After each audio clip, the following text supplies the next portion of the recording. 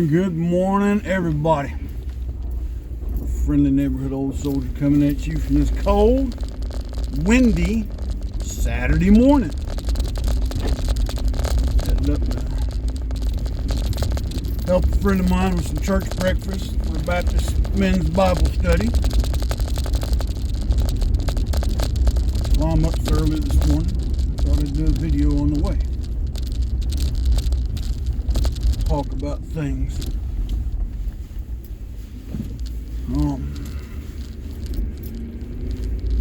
One is our involvement or potential involvement in the tensions between Russia and the Ukraine. Like I said the other night in the video, I've got friends and family that this could potentially affect directly in the event U.S. forces have to go over and actually be involved in a potential ground fight. Now, if you don't watch him, you need to go watch The Ungrateful Peasant. Wayne, the other day, he posted a video on it. It was very, very excellent analysis. That whole sticky situation over there.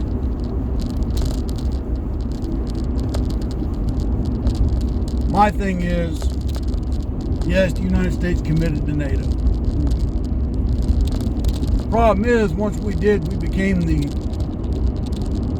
bank, if you will, for NATO. Too many years our weak politicians allowed NATO to come up short when it was their time to pony up. Come up short when it was time to kick in some extra manpower. See, right now, I read an article a couple days ago that Germany's commitment to NATO for this problem right now was they sent Ukraine a bunch of helmets. Reminds me of that character from The Simpsons. Look at me, I'm helping. Yeah.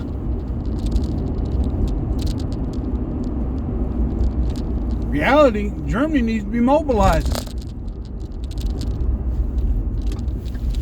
Poland needs to be mobilizing because this is a potential direct threat on Poland's front doorstep.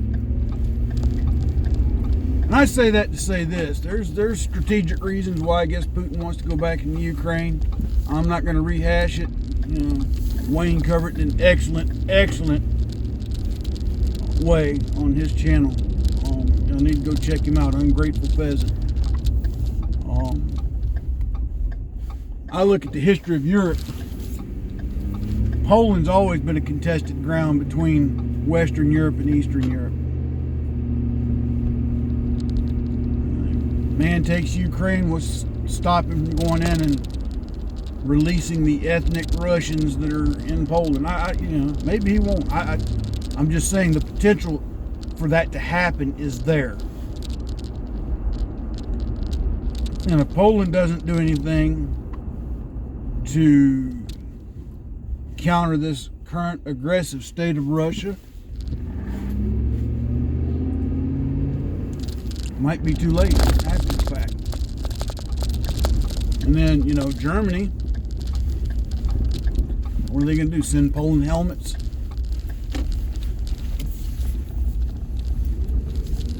So, yeah.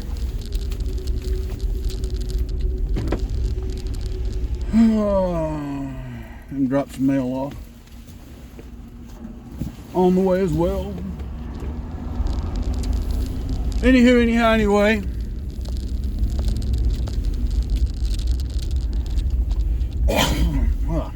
Excuse me. This is good, rile up your sinuses weather. But, yeah, another thing. If we go into a direct ground engagement, we're not going up against group of people that initially are throwing rocks or using darn near antiquated rifles, not going up against a bunch of hit and run cowardly types. We're not going to be engaging a guerrilla force. And I think I talked about this in one of my videos the other day, is that, you know, and if I didn't, I'm going to talk about it now. For 20 years, we fought a coin fight. You know what coin means? It means counterinsurgency. That's what we've done for 20 years in Afghanistan, Iraq. Oh, but old soldier, we went in with conventional forces at the beginning of Iraq. Yeah, we did. Up against a demoralized and very weak army. Been demoralized since we whipped their tail back in 91. People don't realize, outside of the Republican Guard, the majority of the Iraqi army at that point in time was very loosely contained. And what I mean by loosely contained, they were barely there.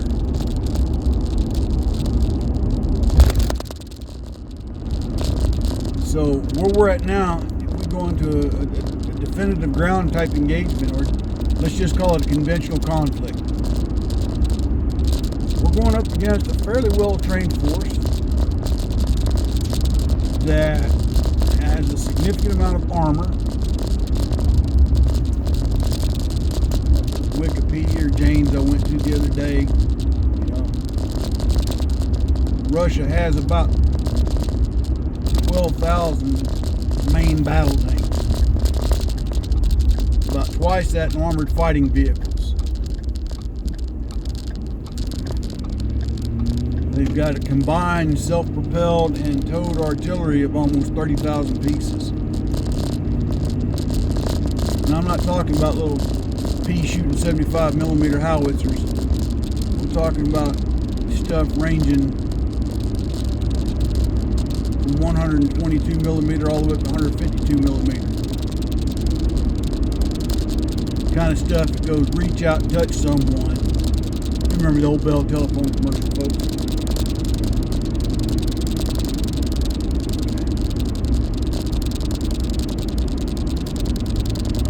They have, I forget the number of multiple launch rocket systems, but it ain't small. And here's the thing about Russian rocket launch systems. It's not like ours.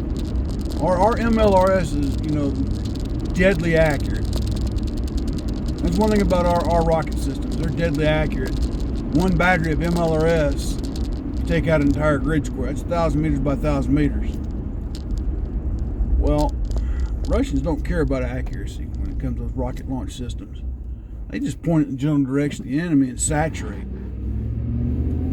They don't care about collateral damage. If you don't believe me, go look at their war with the country of Georgia, which was a breakaway state. Russians do not care about collateral damage. They don't care if the building's been there 20,000 years. If it stands in their way of their objectives, their goals, they will annihilate it. They will destroy it. They will level it to the ground. They do not care. So my point being is, if we commit ground troops to this fight, it will be a fight. It will be what's called a peer-to-peer engagement, the likes of which we really haven't had since the Korean War.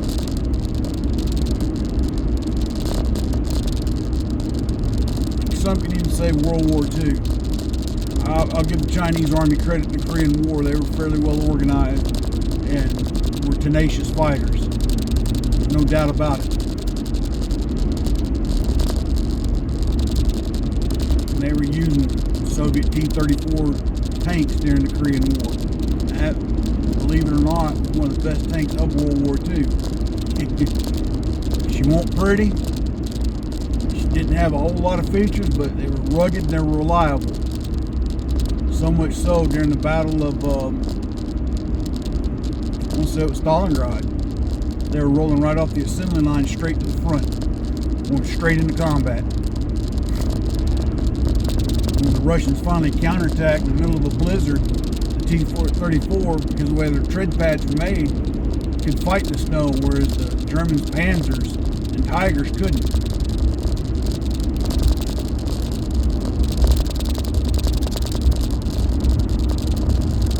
Not to mention, Stalin moved several thousand troops from Siberia to Stalingrad during that snowstorm. For them, it was like summer vacation compared to where they'd been. But anyway,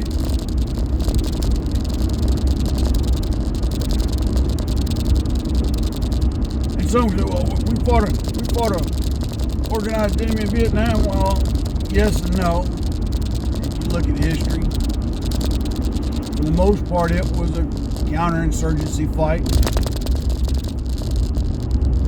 There were only a handful of times that the U.S. actually engaged conventional North Vietnamese regular army troops in conventional battles. Most of the time we were up against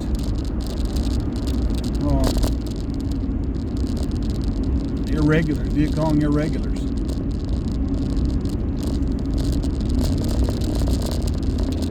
But when we got in set piece battles with their regulars, they were tenacious fighters.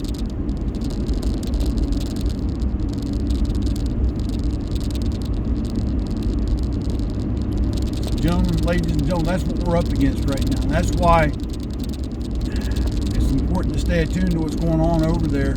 Not because of, honestly, Europe has been a battlefield for I don't know how many years. It's remarkable that, I can't even say it's remarkable because you had the Civil War with Serbia and Croatia back in the 90s that eventually we got involved with.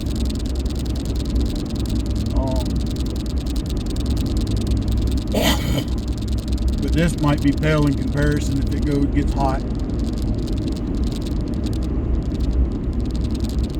And there's a lot more going on with just as to why Putin is engaging the Ukraine the way he is. I mean, they're still supposedly talking to find a political and diplomatic solution to the situation, but we can say how it's going to turn out. If we get engaged into a ground combat type situation, we're not going up against, put this way, we're not going up against a bunch of chumps. We're going up against a very well trained, very well equipped army. And one that don't give a rat's rear end about any collateral damage. If it stands in their way of their objective, they will take it out.